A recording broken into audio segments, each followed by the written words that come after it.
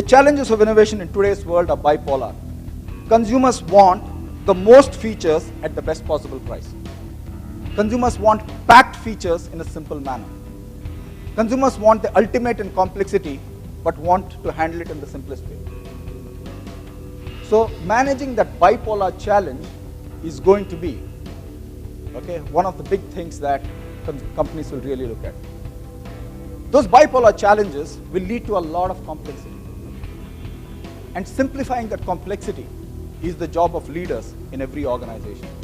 In these organizations, the complicated organization, people spend 40% of their time writing reports, and they spend 30% of their time in meetings, because they have to coordinate with so many other functions.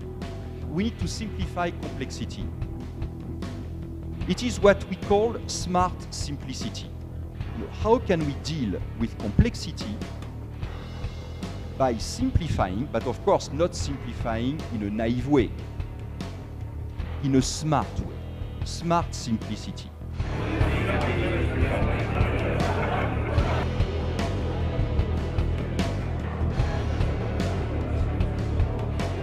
We believe it's possible, and not necessarily by having fiber to every school or fiber to every home, but the mobile networks are already prevalent.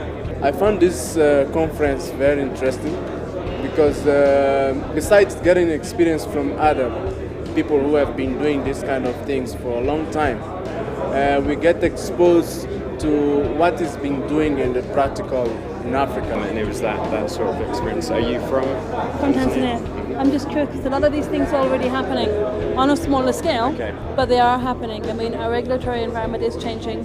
We're doing a lot more in terms of human capital and developing capital. We have several hubs that have been popping up. So I just wanted to know, I think it's not that we're saying that that's not happening. I think it was that the aim was that would be the common story. Our goal was to develop a continuum by the corporation to continue to foster the entrepreneur through maturity of their product. What I'm looking for is to gain the knowledge and have a kind of knowledge transfer during such conference and bringing this knowledge to my country for the benefit for Egyptians and Egypt at large. Women are just as capable as men in terms of innovation and new ideas and diffusion and commercialization, running businesses and programs, and should be given that opportunity.